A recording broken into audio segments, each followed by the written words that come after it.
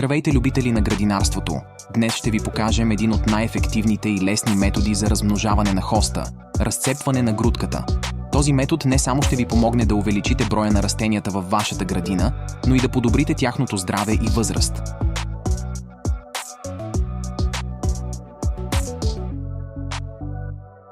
Най-лесно размножаването на хостите става чрез разцепване на грудката с корените.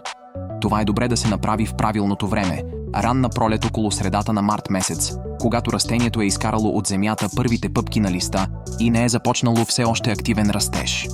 Другото подходящо време е късна есен, след като листата са пожълтели и отпаднали. Вземете необходимите инструменти – остър нож или лопатка, за да може да разцепите и изкопаете грудката. Преценете колко от грудката да изкопаете и я отделете заедно с пръста и части от корена. Всяка част трябва да има поне 2-3 растежни пъпки. Ако грудката е твърде голяма или трудна за разцепване, ще се наложи да използвате голяма лопата, за да я разделите на две.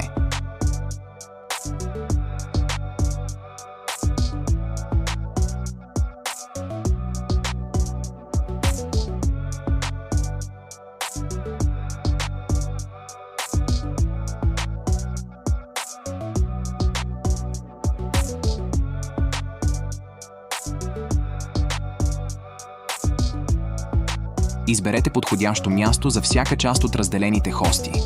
Тези растения предпочитат полусенчести до сенчести места с добре дренирана почва.